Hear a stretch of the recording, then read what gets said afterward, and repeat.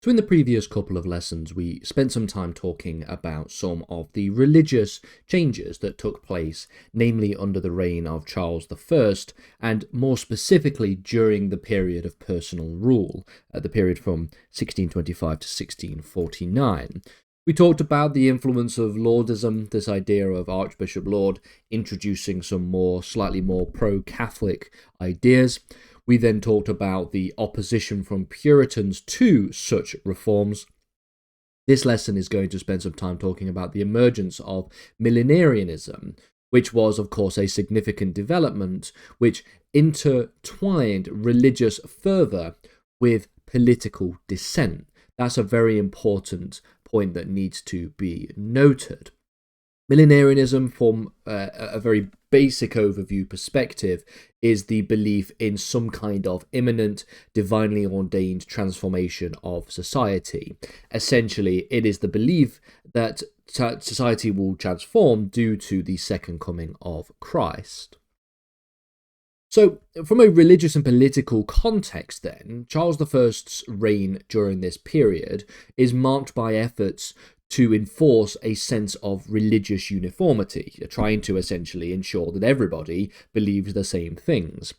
He does so through notably policies by Archbishop William Laud and the influence of Laudism, and these measures essentially aim to align the Church of England more closely with ceremonial, particularly Catholic-inspired ceremonial practices, which many Puritans and other reform-minded Protestants viewed as a quite alarming drift towards Catholicism, a potential drift towards Catholicism.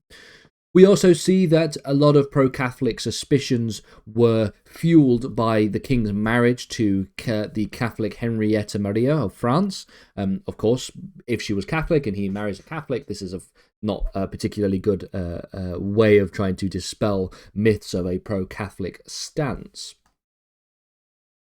Such developments then lead to the perception by many that the established church, should I say, is beginning to embody a sense of popery associated with quite apocalyptic anxieties among many of the dissenters. And so from this perspective then, we can see that millenarianism comes in as a particular important religious sect. Essentially, it is the belief, as I've mentioned already, in the imminent and divinely ordained transformation of society, a transformation of society which will often take place through the coming of Christ. It gains attraction due to these increasingly escalating tensions over religious reforms, over fears of Catholic resurgence, and over also the authoritarianism of the monarchy. And so it sort of all mixes together in quite a horrible and horrific mess. From a theological perspective, the foundations of millenarianism come from an individual by the name of Joseph Mead, who is a pivotal figure in this idea. He essentially is pivotal in shaping English millenarian thought. He was a Cambridge scholar who famously wrote the Clavis Apocalyptica, which is a work from 1627, which offered a systematic interpretation of the Book of Revelation, in which Mead proposes that there is a pre-millennial framework, suggesting essentially that Christ's physical return would precede a 1,000-year reign of saints. According to this idea, then, his ideas would start to become quite popular among many who are apocalyptic in terms of their ideas and in terms of their perceptions of Christianity, and so it gained traction among a number of reformers, such as Puritans, providing a theological basis for viewing essentially the contemporary events, for viewing the events that were taking place as the sign of an impending end times. And so this is really where it gets really, really interesting. Millenarianism is essentially the result of, the consequence of not just the increase in religious freedoms more generally, and also the attempts to establish religious uniformity under Charles I, but it is also the consequence of Charles I's authoritarianism, of Charles I's attempts of creating an autocratic state in which he personally ruled. People saw this as a challenge not only to religion but also to the foundations of the English legal system at the time.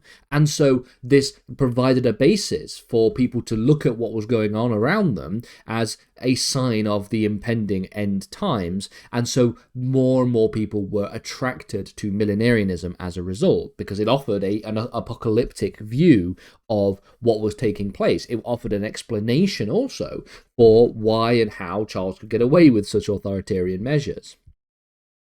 And so from here, then, we can see that Charles's authoritarianism, or his autocratic behaviour, and events like the Civil War provided quite a fertile ground for the radical sects to espouse millenarian beliefs. Among these were the Fifth monarchists, shall I say, who interpreted the execution of Charles in 1649 as the fall of the prophesied Fourth Monarchy, i.e. the monarchy of Rome, as well as the anticipation of the imminent establishment of Christ's kingdom on earth, the so-called Fifth Monarchy. Hence they get the name the Fifth Monarchists. The Fifth Monarchists included figures such as Major General Thomas Harrison, and they sought to prepare society for this divine regime and advocated for governance by quote-unquote saints, and in some cases even endorsing the use of force to try and achieve this result. And so millenarian groups, and specific groups like the Fifth Monarchists, never really garnered mass support. So I'm not going to spend too much time on this video looking at millenarianism. This is coming to the conclusion of this lesson. But their influence was disproportionate to their numbers. So their activists contributed to quite a strong, broader discourse on the role of divine providence in political affairs, as well as challenging the legitimacy of some of the existing institutions. And the collapse of institutions like that of the monarchy and the regicide of Charles I all forms part of this broader conversation and provides a fertile ground for these radical sects to increase their influence and to increase their legacy, despite the fact that they never garnered mass support in terms of the broader parts of the population. And then they would eventually be suppressed, particularly following the Restoration in the 1660s. This didn't necessarily erase their impact completely, but it instead neutered the amount of impact that they would have for the rest of English history.